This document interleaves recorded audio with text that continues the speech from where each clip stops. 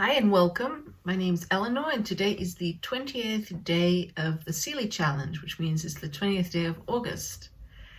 Today I finally went back and read one of the books that I've had on my shelf for a while and I keep meaning to read it. And throughout the Sealy Challenge I kept putting it off. It's Ada Limon's The Carrying. And now I realize why I put it off, and now I realize why it really has no place. It has no place on my shelf. I was not able to actually finish reading this book. It just wasn't for me at this moment of my life. It's just not for me. I made a valiant effort when Ada Limon's latest book, The Hurting Kind, came out. I thought, I really must read it. So many rave reviews. I must read it. And I downloaded it, and I will leave a link down below to the point in a video where I talk about it. And at the time, I really made an effort to see what other people saw in it, and to put aside my own personal preferences when it comes to poetry. And I embraced its openness, the easy nature of it, some people call it accessibility, but it's not a really good word. It's a poetry book that you can, you just read it and you know exactly what it's about, and you continue to the next poem and the next poem. But really, it seemed that the people who were raving about The Hurting Kind were those who had become her fans through The Carrying, which came before that. And so that's why I months and months ago, I'd bought The Carrying thinking, I really must read it. And I think a couple of things have happened to me in the interim. First of all, between the time when I read The Hurting Kind and reviewed it, and now, I've become much more comfortable with my own preferences and basically in my own skin on BookTube.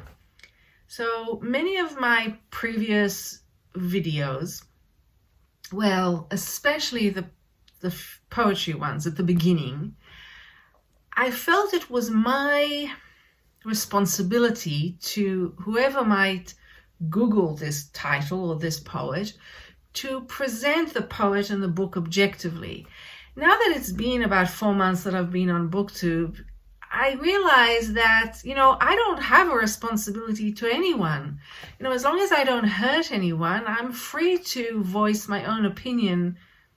And it's no big deal. And so I have to say that Ada Limón is a huge disappointment to me. I can certainly see what other people see in her. But what happened to me actually today is that the poem is in 3 sections. So the first section I actually really got into. The balance between her quite masterful way of describing really flora and fauna, and then describing herself and her own feelings. I felt it worked really well. It was quite interesting, and it was showing me, what her life is like, what her personality is like, and I thought, okay, this is good, over coffee on a Sunday morning. This is very, very pleasant. Well, then I continued with the second section. And I wrote in the margins, is this getting worse? And it's not getting worse. I mean, of course, it's not good or bad. But for me personally, when I'm looking for something, I'm looking for, especially in a book of poems, I'm looking for variety. I'm looking for more than one note, is what I think I'm trying to say. And it just seemed that she had the one bell.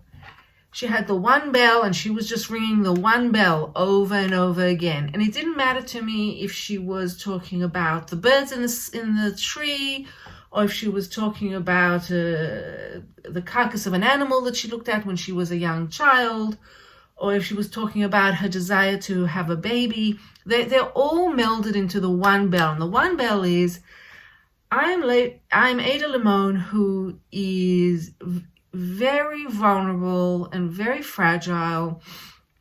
I'm very, very interesting. And here I am.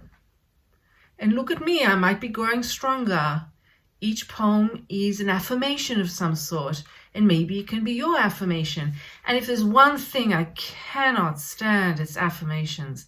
I mean, do not, So I was getting angrier and angrier because, what affirmations do is they simplify everything to the one level. You've got a multiverse in front of your eyes. You've got Tracy K. Smith. You've got, I had to get Ada Limón out of my mind. Actually, what I really needed to do, and what I did just now, is go back to Water Baby by Nikki Walschlager. I mean, there are so many notes in that damn book. It is a revelation, and I'm actually going to buy it. I only have it in Kindle. I'm going to buy it as an actual book. I need it on my shelf. So as you can see, I got really angry, and I think that's what also people don't talk about in the CD Challenge. Forcing yourself to read a book to the end that you dislike can bring up some very negative emotions. And, I don't want to do that to myself. So then I gave the third part a go. I read the first few poems in the third part, and I realized that here were poems that I could very easily skim, get the gist of what the point was by the end, and move on. And so that's what I did. And, there are poems in here that I really, enjoyed. And it occurred to me halfway through that this is the kind of book that I might give as a present to friends who don't know anything about poetry.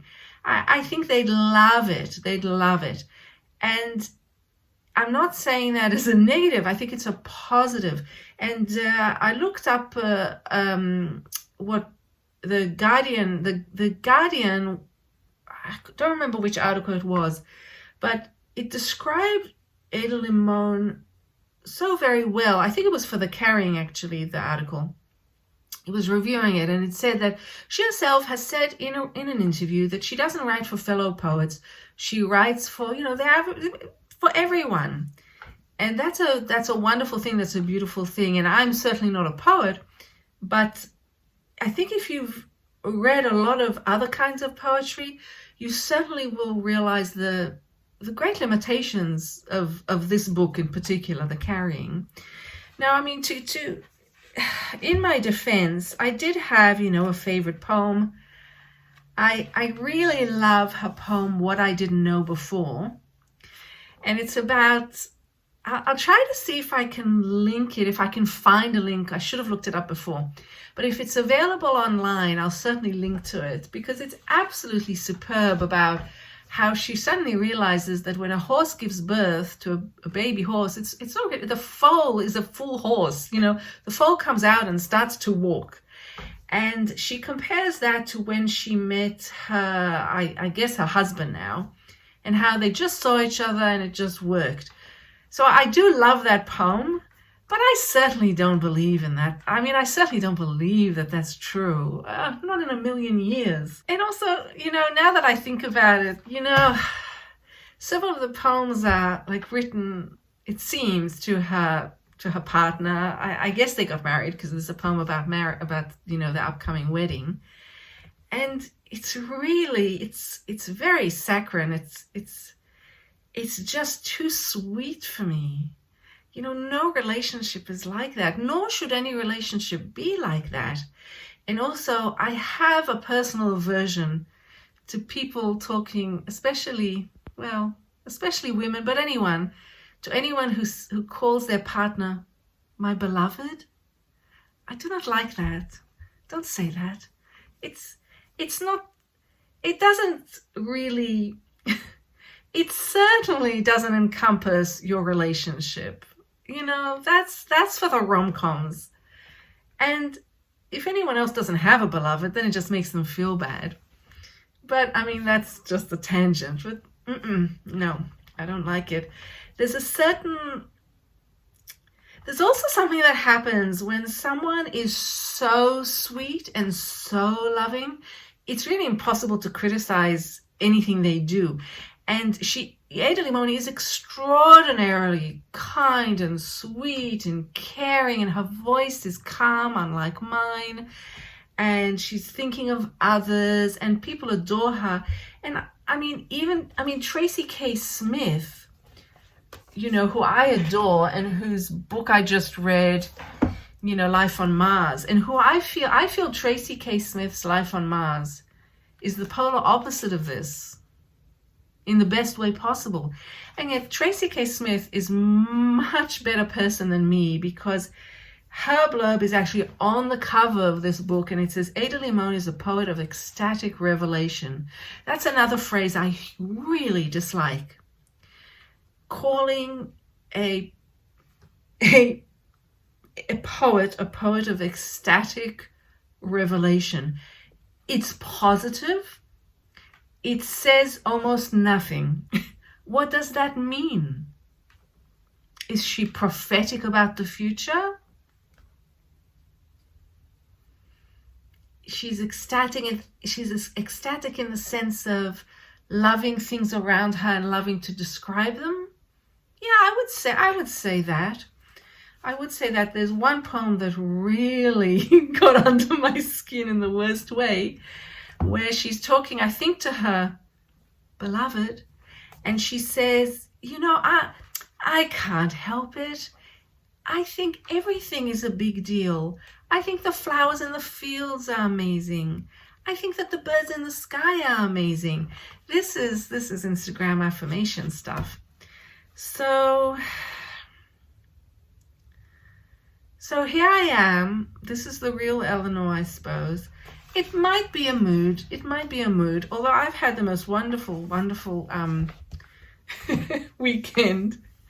And this just didn't work for me. So there's another. Oh, and one last thing which I wanted to mention also. Not only in comparison to Nikki Wollschläger, for example, who just came into my mind just because I cannot stop thinking about her book Water Baby. It's so brilliant. Or Tracy K. Smith's Life on Mars. I'm also thinking actually about Dorothea Lasky's Milk in comparison. Because you see, Ada Limón is unfortunately unable to have children. Well, she and her partner cannot have children. They have tried a lot. Now, I'm not going into any private secrets here. This is a theme, an ongoing theme that's repeated maybe 6 or 7 times in the same note. It's exactly the same note repeated 6 or 7 times in this.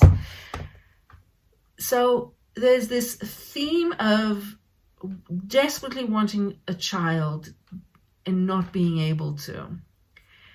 And I'm thinking about Dorothea Lasky because in Milk, yes, she has her babies, but she also has babies that that she miscarried, she had at least one miscarriage, and she discusses that in her poetry, and is clearly